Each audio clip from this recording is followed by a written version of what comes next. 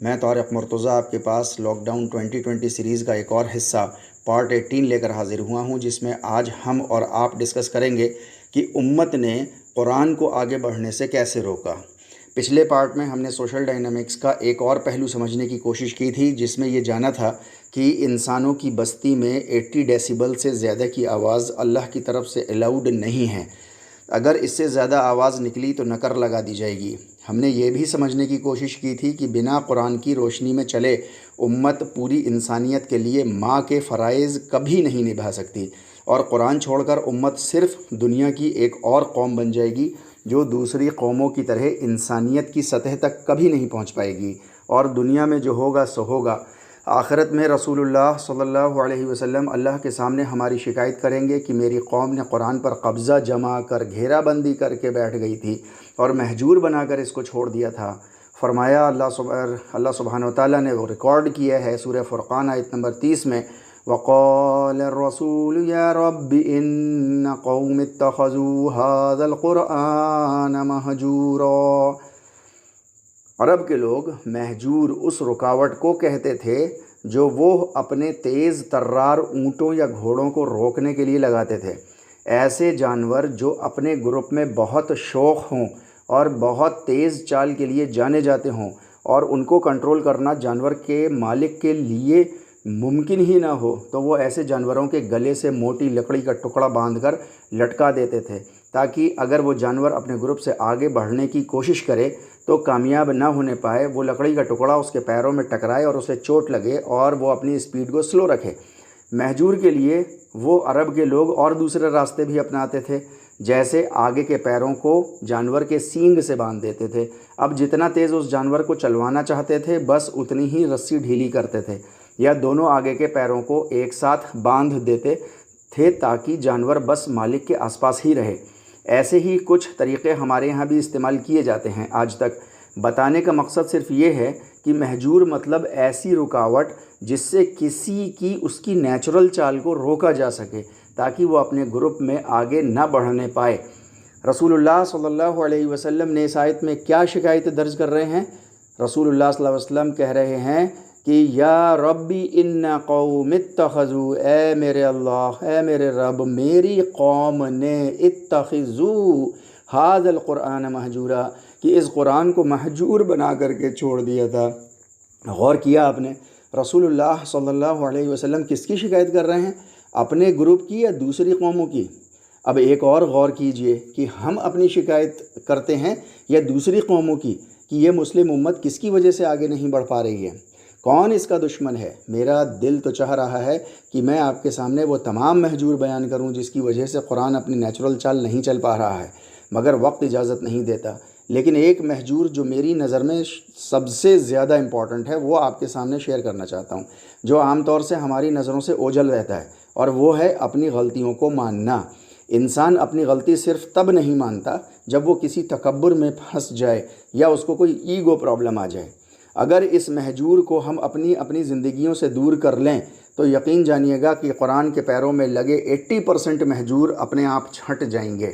اللہ نے دنیا اور آخرت میں کامیاب ہونے کے لیے اپنی غلطی ماننے کا اصول رکھا ہے، جس کو توبہ لفظ قرآن نے تعبیر کیا ہے۔ توبہ کہتے ہیں کہ جیسے ہی غلط راستے کا احساس ہوا ویسے ہی صحیح راستے کی طرف قدم بڑھا دینے کو۔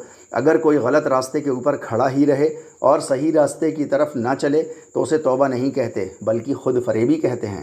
آج ہم اپنے کمپیوٹرز میں جو غلط ٹائپنگ کو انڈو کرتے ہیں اسے توبہ کہتے ہیں۔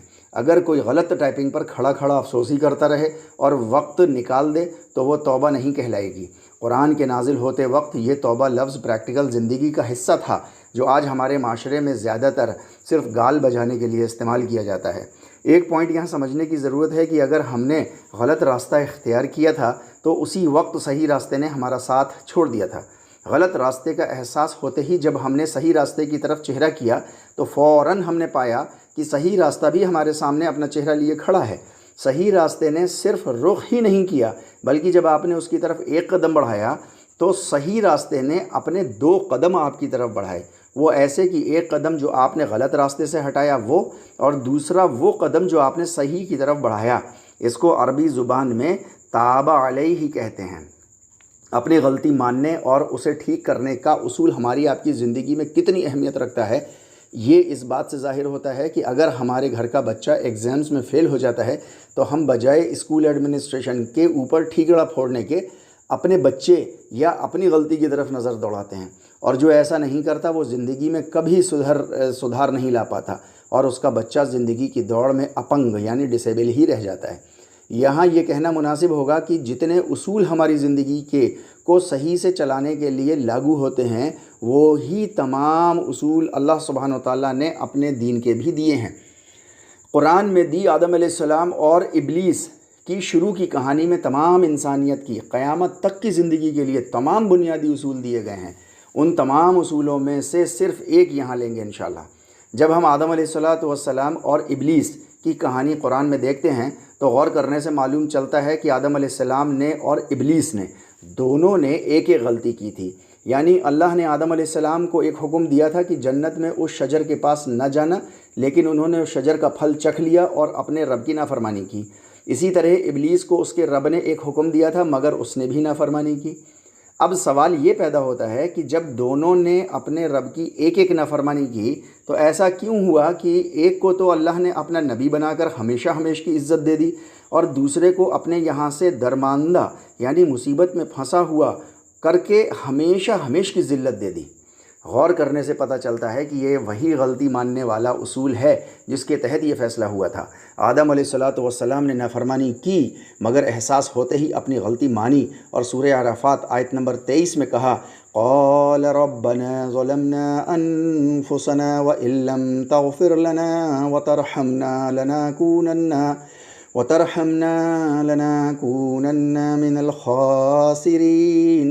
اے ہمارے پالنے والے، ہم نے ظلم کر دیا ہے، اب اگر آپ کی طرف سے ہماری حفاظت کا سامان اور رحمت نہ ہوئی تو ہم ایسے نقصان اٹھانے والوں میں سے ہو جائیں گے۔ میرے اللہ، قرآن ہے یہ، کیسے ایک ایک بات کو کھول کھول کر بیان کرتا ہے۔ اس کے تو ایک ایک لفظ پر گھنٹوں اور یقین جانیے کبھی کبھی کئی دنوں ٹھہرنا پڑ جاتا ہے۔ ضرور ذرا غور تو کیجئے، صرف ایک لفظ عربی کا خاسر استعمال کر کے انسانی تاریخ کے بے پناہ سچائیاں کھول دیں۔ خاسر کہتے ہیں ایسا نقصان اٹھانے والا جس نے سماج میں اپنا یقین، عزت، مشورے اور اپنا کمایا سب کھو دیا ہو، اور جو بچا ہوا بھی ہو وہ لگاتار کھوتا جا رہا ہو۔ خاسر لفظ بتا رہا ہے کہ آدم علیہ السلام کے ساتھ اور بھی ان کی طرح کے اسپیشی یعنی پرجاتیاں تھیں جن کی حالت وہ دیکھ رہے تھے، مگر اللہ سبحانہ وتعالیٰ نے آدم علیہ السلام کے اندر اپنی روح پھونک کر انہیں انسانی درجے تک بنا دیا۔ بہرحال یہ ہمارا آج کا موضوع نہیں ہے۔ ہم ڈسکس یہ کر رہے تھے کہ آدم علیہ السلام کو اللہ نے اس لیے عزت دی کیونکہ انہوں نے غلطی ہونے کے بعد اللہ کے سامنے غلطی کا اعتراف کیا اور پھر پوری زندگی اللہ کے حکموں کے سامنے پریکٹیکلی جھکے رہے اور اللہ کے ہر حکم کو مان کر دکھایا۔ دوسری طرف ابلیس کا رویہ تھا کہ جب اسے اس کی غلطی کی طرف نشاندہی کی تو وہ بولا قال فبما اغویتنی، یعنی ابلیس نے بنا وقت گنوائے کہا کہ اے اللہ یہ سب تیری وجہ سے ہوا ہے۔ سورہ اعراف میں اللہ سبحانہ وتعالیٰ نے فبما اغویتنی آیت نمبر 16 میں ارشاد فرمایا۔ دیکھا آپ نے، ایک تو ابلیس نے خود اپنی مرضی سے نافرمانی کی اور الزام دوسرے پر لگایا۔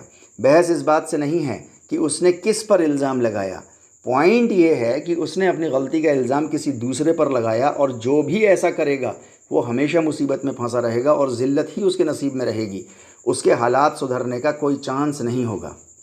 اب آئیے، یونس علیہ السلام پر ان سے بھی ایک نافرمانی ہو گئی، اور حیرت کی بات ہے کہ یہ وہی نافرمانی ہے جس میں آج امت مسلمہ ملوث ہے، یعنی انگیجڈ ہے، یعنی اللہ سبحانہ وتعالیٰ کی دی ہوئی ذمہ داری سے بنا اللہ کی اجازت کے منہ موڑ کر چل دینے کی نافرمانی۔ اللہ نے نہ تو یونس علیہ السلام کو اور نہ ہی امت مسلمہ کو اجازت دی ہے کہ چلو تم ہماری ذمہ داریاں نہ نبھاؤ، کوئی بات نہیں۔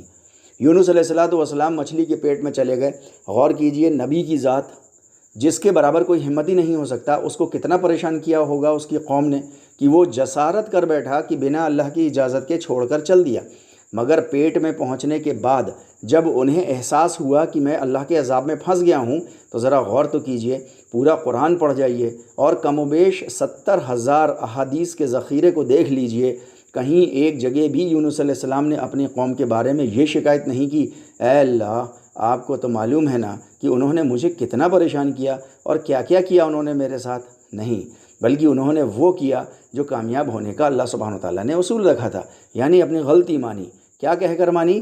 اللہ سبحانہ وتعالیٰ نے وہ چیز ریکارڈ کی سورہ انبیاء میں آیت نمبر 87 میں، لا الہ الا انت سبحانک انی کنت من الظالمین. یعنی اے اللہ آپ کے سوا کوئی نہیں ہے جس کی مانی جائے اور جس کے لیے بھاگ دوڑ کی جائے، اور میں تو ظالموں میں سے ہو گیا. ہم میں اور یونس علیہ السلام میں ایک بنیادی فرق یہ ہے کہ انہوں نے سمجھ لیا تھا کہ میں اللہ کے عذاب میں پھنس گیا ہوں، مگر شاید ہمیں ابھی بھی سمجھ میں نہیں آ رہا ہے کہ ہم بھی عذاب میں پھنس گئے ہیں. بہرحال اب آئیے رسول اللہ صلی اللہ علیہ وسلم کی ذات پر. طائف کے سفر کسے نہیں پتہ. رسول اللہ صلی اللہ علیہ وسلم وہاں 9 دن رہے. 9 دن میں ان کے ساتھ کیا کیا ہوا، اس کا اندازہ ان کی اس دل کو چیر دینے والی دعا سے لگایا جا سکتا ہے جو انہوں نے لوٹتے پر باغ کے پاس مانگی تھی. رسول اللہ صلی اللہ علیہ وسلم جیسی ذات کہتی تھی کہ طائف کے دن میری نبوت کے سب سے مشکل دن تھے. غور سے اس ذات کی دعا پڑھیے، دوبارہ پھر پڑھیے گا اور ڈھونڈیے گا کہیں انہوں نے طائف والوں کی لیش ماتر بھی برائی کی ہے کیا؟ نہیں نا. پھر کیا کہا انہوں نے یہی کہا نا کہ اے میرے اللہ تو نے مجھ کمزور اور بےکس کو کس کے حوالے کر دیا. دیکھا آپ نے کس کی کمزوری بتا رہے ہیں رسول اللہ صلی اللہ علیہ وسلم.